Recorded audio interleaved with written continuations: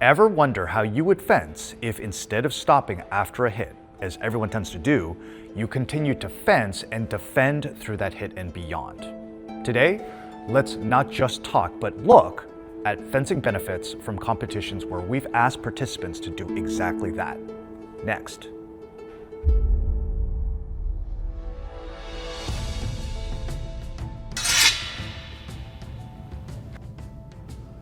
Hello, I'm Jeff Tsai, and welcome back to the channel, or to the channel if you're new.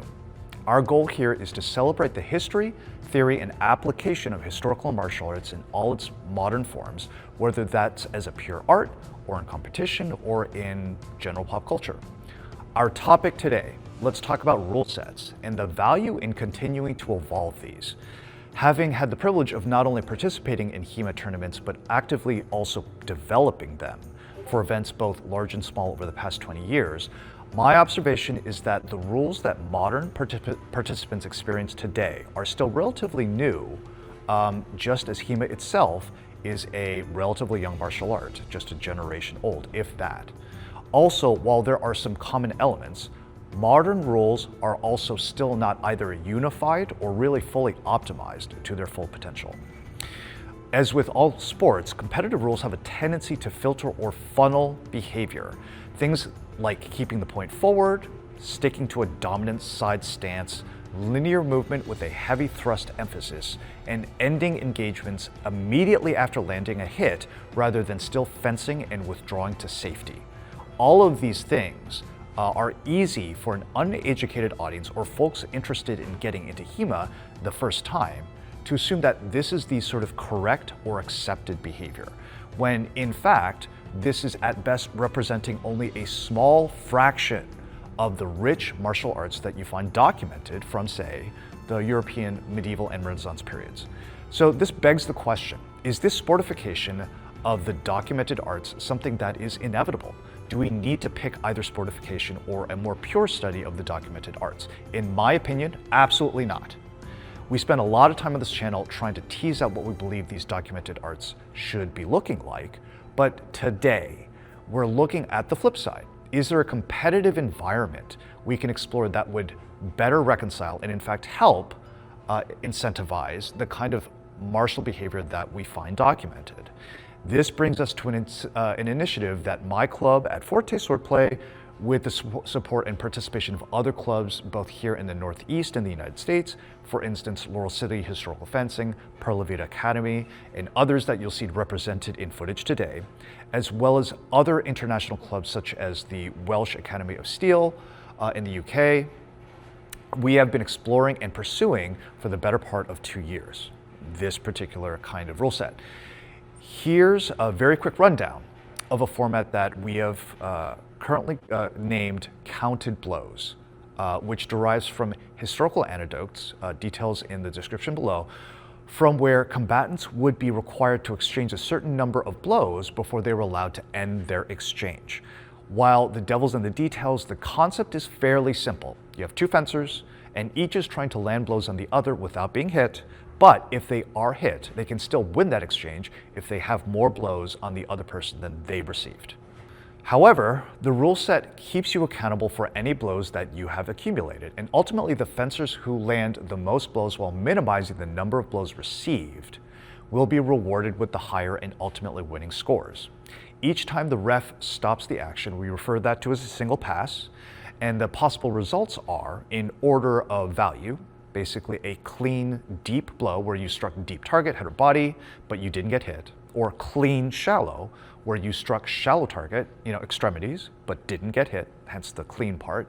A defended pass, where both defended successfully and are recognized for that skill. Then a dirty pass, where you hit the other person more than they hit you, but unfortunately did also get hit. And a bloody pass, where you both got hit, and just too many times, whether it's like 1-1 or 2-2 or both 3 or more times. So finally, there is the German concept of the Abzug, or withdrawal, that we introduced in some of our later iterations. So if you were able to land a hit and actually get out of your opponent's range, rather than waiting for the ref to call the total number of blows and say that you're done, because you got out of distance, you can end the pass early. okay? So, interested in more details, again, I mentioned the link in the description below. But today, so having run this both on small and larger scales over the course of 2 years, do we see what we hope to see, right? Do we hope to see improvement, and are we getting it? Answer, generally yes. And we're gonna get to that in a few minutes here, right? So before we get there, from the perspective of someone who was lucky enough to experience the development and evolution of conventional single-touch rule sets, they did not develop overnight, right? Something more like on the order of 5 to 10 years to get to the point of the kind of rules that people enjoy today in conventional rule sets in HEMA. And both the people developing the rules and the people fencing the rules had to learn, in fact, to acclimate and get used to both new and unexpected behavior along the way. So I see a lot of parallels here. We are seeing some of the immediate broadening and improvement in skill and technique, which gives me hope that exploring new competitive formats, whether it's this one or others, can get us in the direction of deeper and richer HEMA and align the competitive pursuit with documented examples that we know of. So if you take away only one thing today, hopefully it is that message. We don't need to choose between sportification and the art. The more nuanced answer, even in cases where we don't see the behavior we ultimately want, we often can see that the start of that behavior is starting to come out. So often it's just happening in an underdeveloped or an inconsistent way. And this is where the concept of acclimation is key. Like if you're gonna try to actually develop new rule sets, it will take time for people to get used to the new rule set and the new behavior. So, I mean, for instance, even if there is a fantastic new tool or option that is available to them, often it may take competitors, even experienced ones, time to simply work out the best way for that thing to be used in a competitive, consistent sense. So all that being said, let's get to the footage. Let's look at what fencing, this kind of competitive format, gives us, and we're going to end up with 6 major categories of observations. In this first exchange, you get a really nice deep thrust, successful attack from the fencer in orange, Joseph from my club. And he lands and, again, does not stop, but continues fencing and being responsible for making sure he doesn't get hit on the way out. And then this is going to be followed by a couple of exchanges where, there are some lighter, shallow hits that get hit, but at no point, again, are any of those attacks overcommitted or situations where the fencers are actually stopping. Now we're about to get to a couple of exchanges where there is the fluid fencing and clearly not overcommitted on the attacks because in the end, while they are threatening each other, neither fencer sees opportunities to actually hit each other, and so we end up with a couple of exchanges which are basically defensive exchanges. So you can see that they're probing, checking each other for opportunities to hit, but nothing happens, and they are defensive exchanges.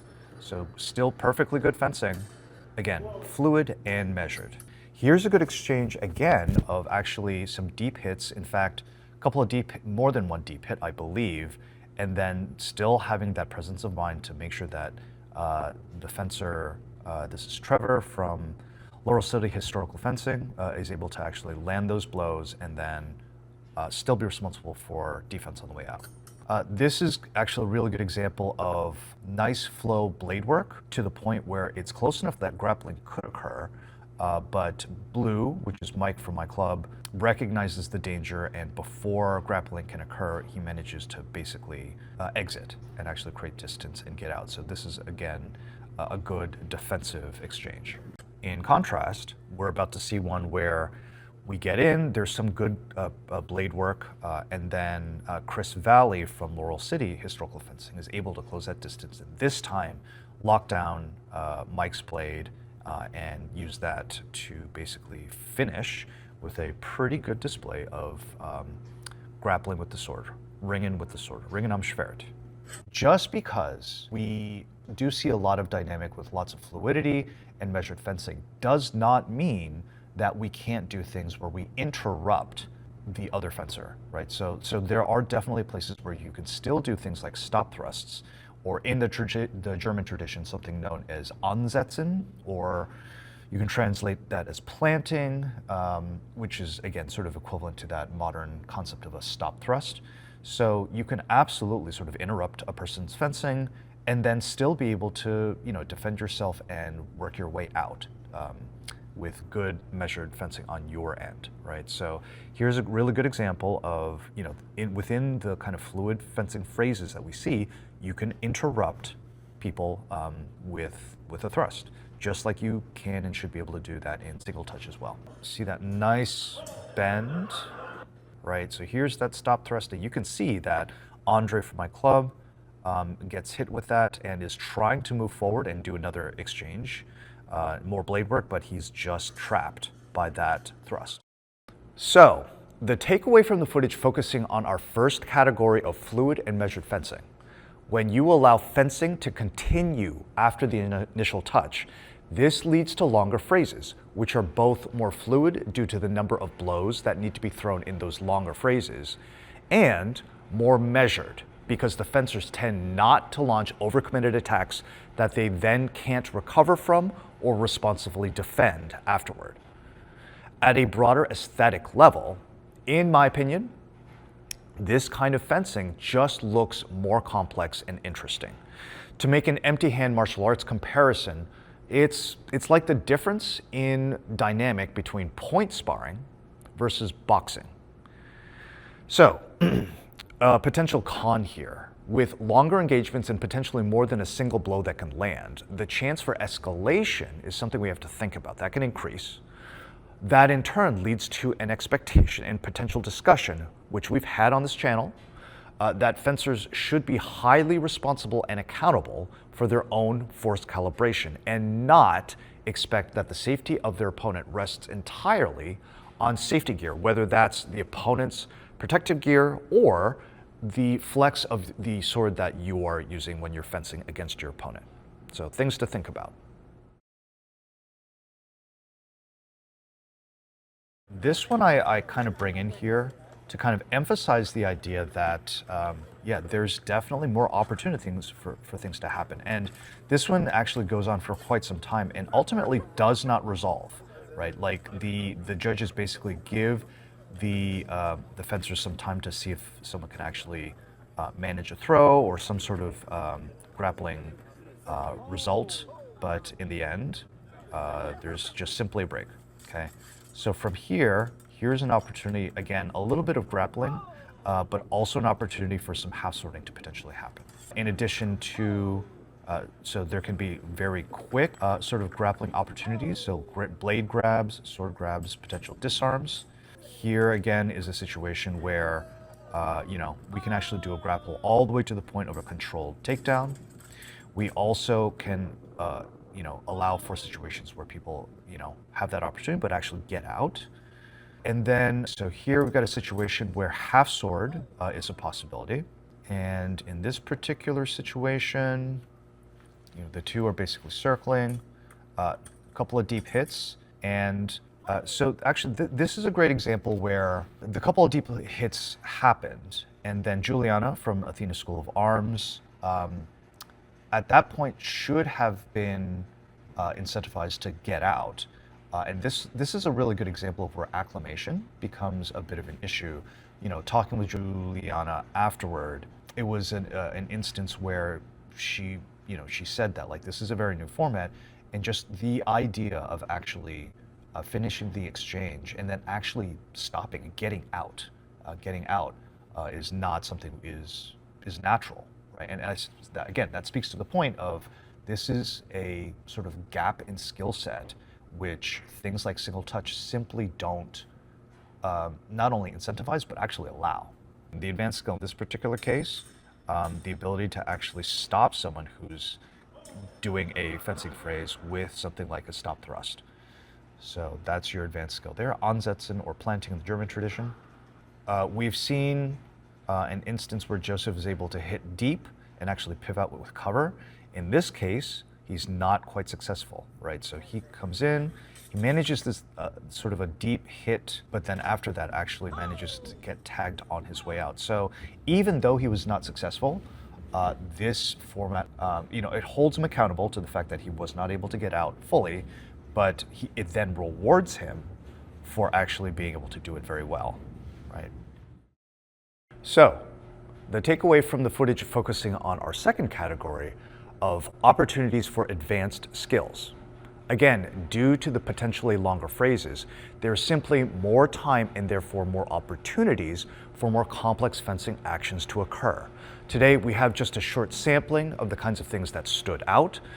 For instance, grappling setups, successful grapples, disarms, escapes, controlled takedowns, blade actions, including winds, winding thrusts, half or shortening of the sword, stop thrusts, the so-called Ansetzen or planting from the German tradition, and then still just plainly hitting deep and then being able to get out with the Abzug successfully or unsuccessfully, actually. So even though some of these attempts were not totally successful, nevertheless, you are at least seeing some fencers making the attempts and then being held accountable for whether it's successful or not. Conversely, while many of these things you can see in a single touch tournament format, many of these you also tend not to see very often, or at least not as often as you would see in this kind of format. So, as we've discussed with the Abzug, the so-called getting out, there is the opportunity to be especially rewarded for training how to fully exit your opponent's measure after hitting even a deep target, something you almost never see in single touch and which certainly is not incentivized. So again, food for thought in terms of opportunities to see things in this format that you tend not to in single touch.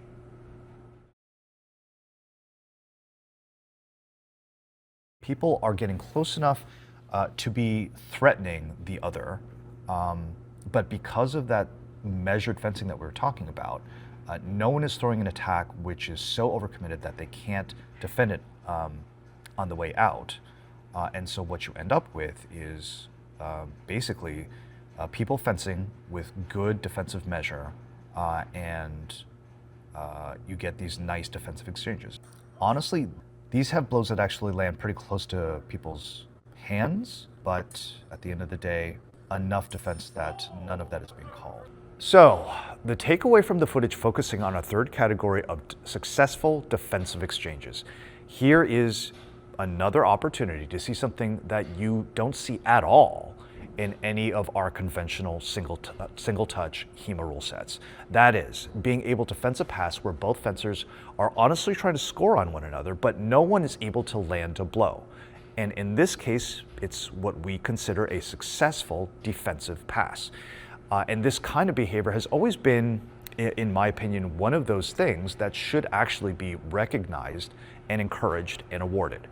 Based on research that was done several years ago by Matt Gallis, and link in the description below, we also have historical anecdotes talking about fighters actually engaging in multiple goes, or the German term Gänge, where no one was able to land a blow, and therefore both fighters retired with honor. So there is a documented tradition of that. From the flip side, potential con, some folks have called out the potential for collusion.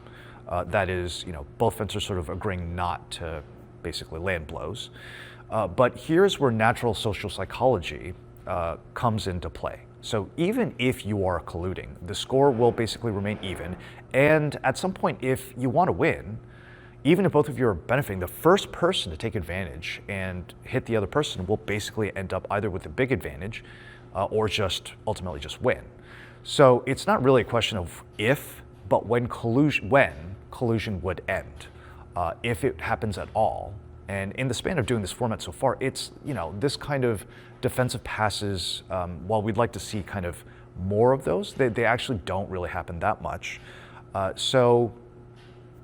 Given that the various ways that we've significantly incentivized them, TLDR, people really prefer to try to beat their opponent rather than stick around and kind of do these defensive exchanges. So collusion doesn't seem to be like a really heavy edge case to worry about.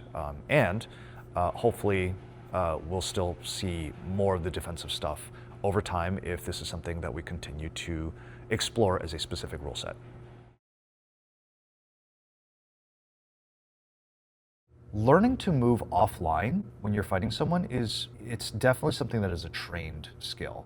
It is simply the easiest and most intuitive thing for someone who is retreating or trying to get away from danger to simply move straight backwards. In addition, Olympic fencing as well as HEMA single touch tournaments, kind of set up the environment assuming that people will actually fence in a very linear way.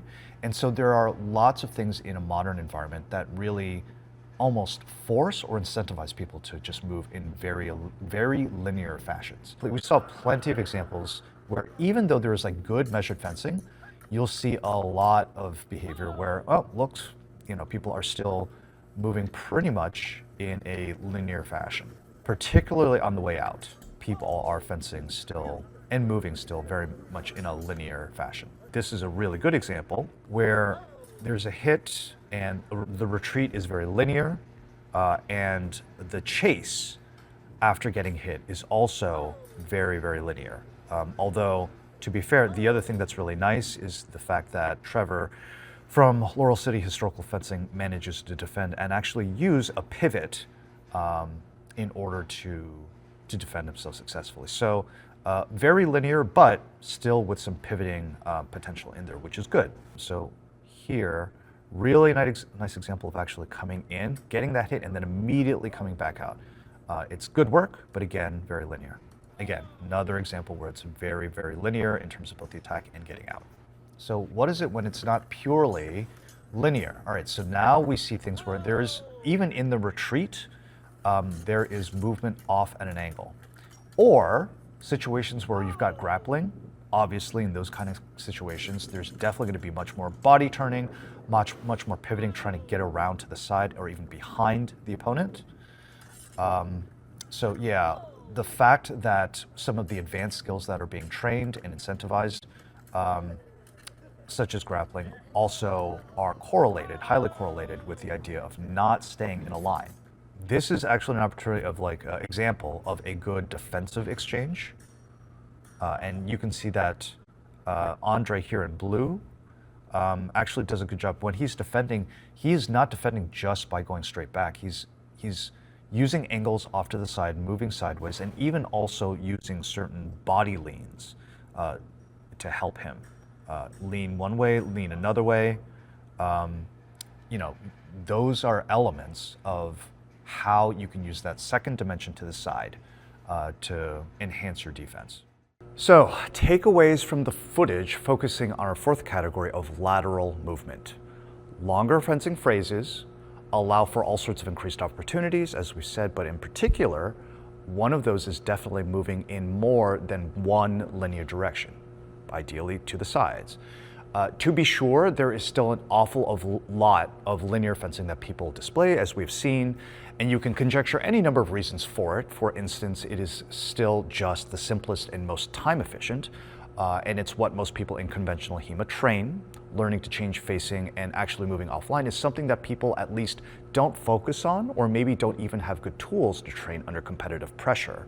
And lest we not forget, the particular format that we're running here, we've only done it for a couple of years. So as with many of these things, like acclimation to these rules is a big factor.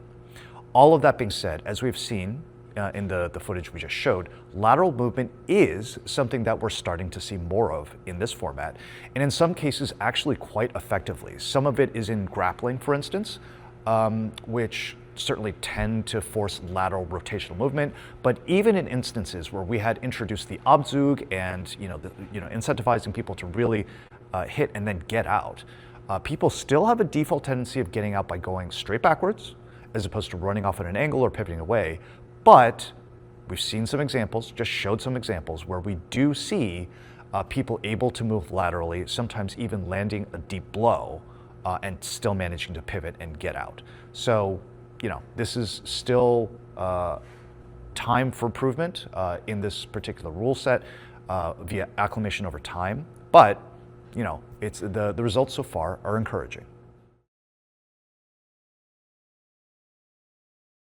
So the reason that we have the asterisk is that there's a bit of a tug of war here between, yes, I want to be able to hit a deep target, but I'm also really trying to do it without getting hit. If you can't do both, the question is, what's worth it?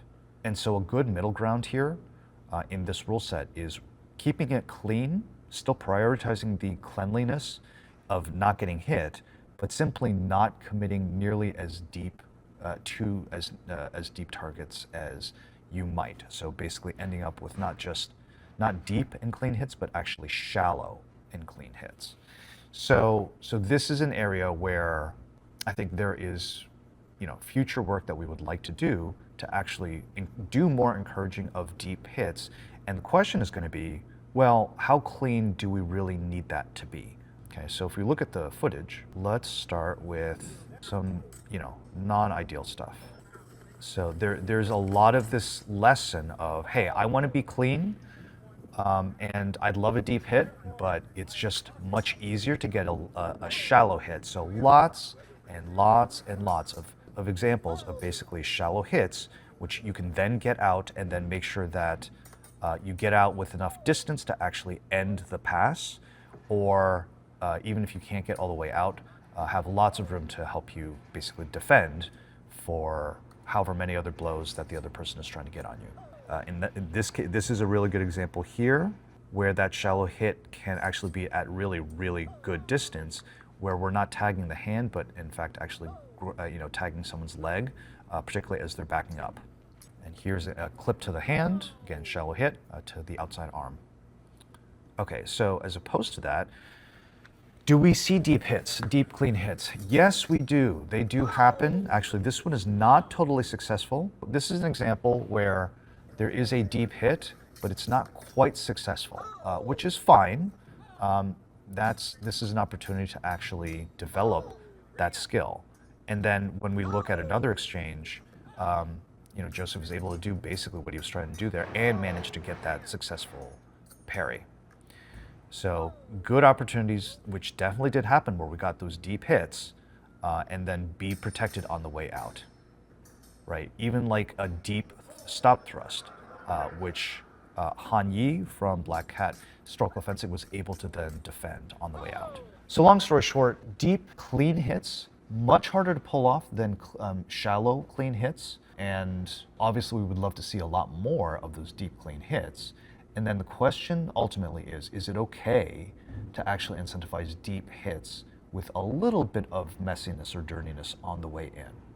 So to recap, the takeaway from the footage we just looked at, focusing on the fifth category of deep targets as opposed to shallow targets.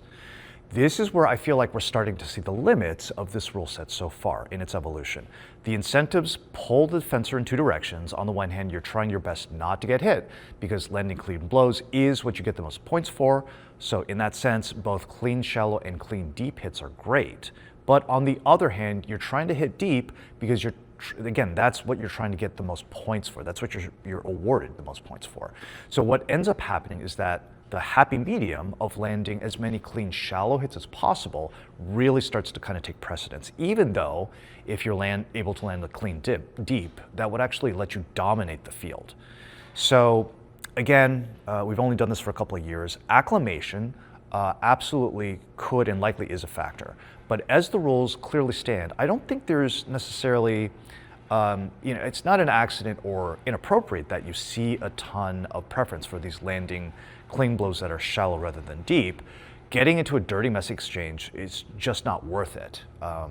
So that's a good middle ground that people seem to be settling for. This leads to a mentality of I really don't want to get hit, which on the one hand is definitely a good mentality, but over the course of 20 decades of rules development, one of the things I've learned is that there is such a thing as making fencers too tight and too defensive when it comes to assessing risk.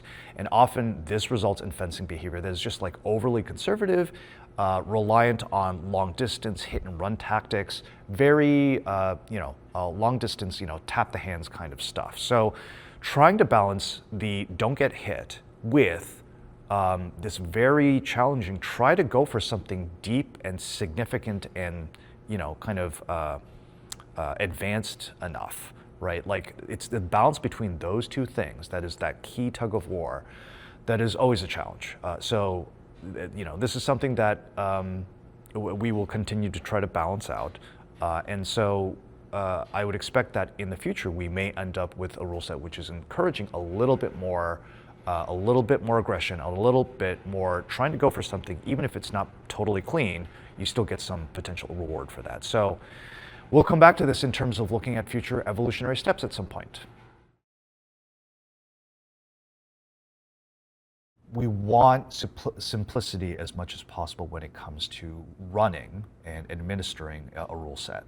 It's a ton of work for the staff, both, on the field, the judges and refs, but also for the people behind the scenes who are collecting all the scores and trying to tabulate all this stuff in real time, produce results so that people know who's moving on into eliminations and finals, all of that kind of stuff. So it's really important because these can be very long, exhausting days that we keep all of the administrative stuff as simple as possible. So as far as that is concerned, when you compare something like single touch to something like what we're experimenting with here in terms of a more complex, longer phrase, competitive environment and rule set, in terms of counter blows or just continuous fencing in general, there is a natural increase in complexity with this rule set. And that is maybe one of the, probably the biggest drawback, right? How do you do this in a way where we keep the complexity comparable to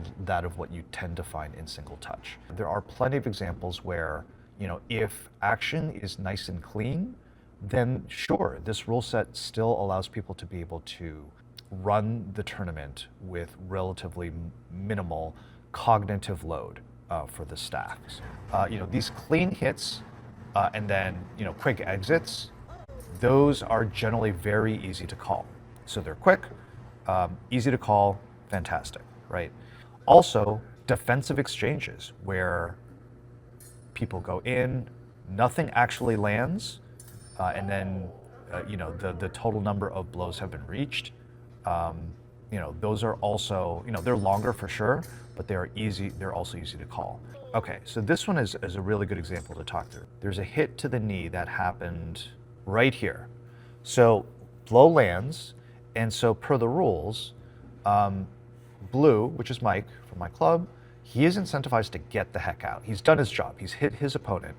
His opponent, of course, doesn't want him to get out, and so he's gonna give chase. So can Mike get out fast enough? And he's working on it, and you'll see that he is never able to actually get far enough away from his opponent, which is Rob here from a Lateral Study of Historical Fencing. He never manages to get sort of escape distance, at least not enough for the judge to call, for the director or ref to call. And so he's trying to get out. Rob is giving chase, and ends up ultimately, tagging him in the leg as well. So this is one of the challenges with the idea of actually implementing the Abzug, or the so-called getting out phase of the fencing. We have to better define, what does it mean to be able to fully get out? And this is an area where that actually ends up adding a lot of cognitive load to someone like Sam here, who's actually doing the judging and the reffing. He is trying to figure out, hey, when do I stop the action? And to do that, he's counting the number of blows that are being kind of thrown from both fencers, looking for, the total number of blows to reach 8 to 10. But he also, at the same time, needs to see if someone has broken distance. And so he has basically two conditions that he is simultaneously looking for. And that there is an area where, we really strayed into, okay, this is now becoming a lot for someone like a director or a ref to have to keep track of, not just for a given moment, but pretty much for the entire time that they're actually running the tournament. So adding the Abzug the way that we have so far has been an area that has actually added a lot of sort of effort and pressure to, unfortunately, the judges, particularly the ref or director. Okay, so the takeaway from this footage focusing on our sixth and final category of simplicity, specifically simplicities of running this rule set. TLDR, this is definitely one of the trade-offs for now. Future iterations might improve on this. Trade-offs of a continuous rule set versus that of a conventional single-touch HEMA rule set. It's just generally more complex to administer. In earlier iterations of the rule set, it's actually really not that bad for the people in the field. You have the line judges that only need to count blows that land on specific individuals, not both, as you often see in single touch, and the ref or director only needs to count blows that are thrown. The remaining complexity then is mostly in the computations that happen behind the scenes at the table, but that can be handled with automation, etc. Where this format evolved to being in a much more sort of like uncomfortable level of complexity is when we introduced the idea of the obzug, the idea of like, all right, when people are trying to get out, if they are able to successfully break distance from their opponent, they can actually end the pass early. Now that forced the ref to have to actually track two things simultaneously: the ongoing count of thrown blows, while at the same time looking for the obzug as an exception. Right, so it's like two different conditions that can trigger ending the pass. Those two factors together require the ref to always be very actively looking for things. And it's just too much cognitive load, too easy to burn people out. So, while introducing and encouraging fencers to be responsible for both getting in clean and getting out clean, and to be clear, there are plenty of quick, clean passes that actually make it easy for the judges to actually judge. The method of identifying and enforcing that behavior, that definitely could use some work and is one of those things that we will definitely think about when we reassess future evolutionary steps for this rule set.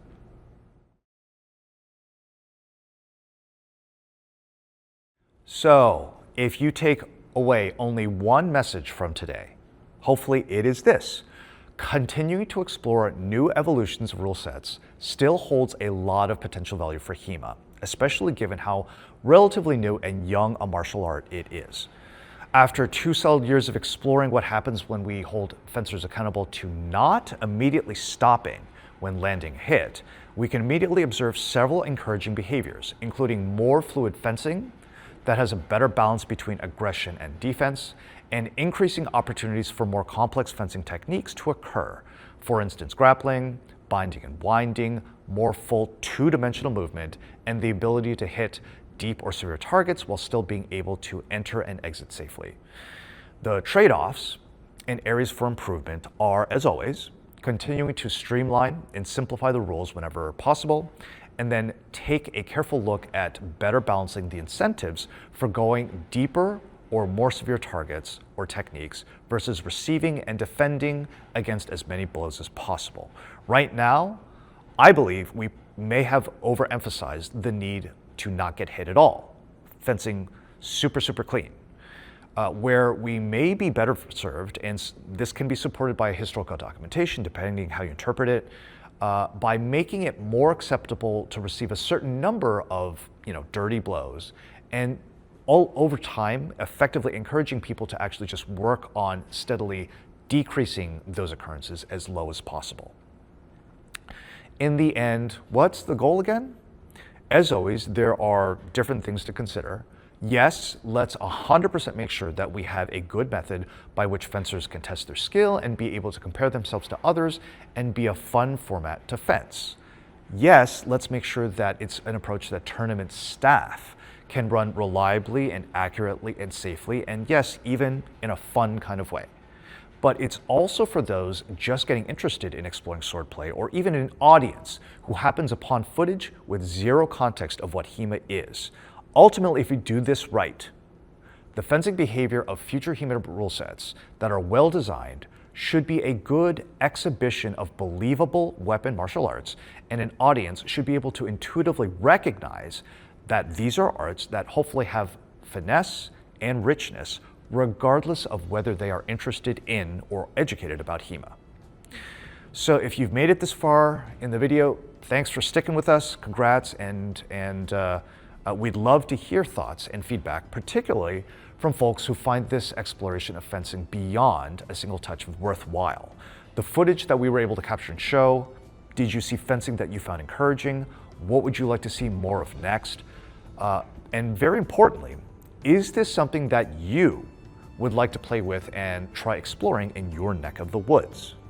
We would love to see you guys all in the comments, so please like, share, subscribe, and let's all get to pushing our fencing and competitive exploration in as many positive directions forward as we can.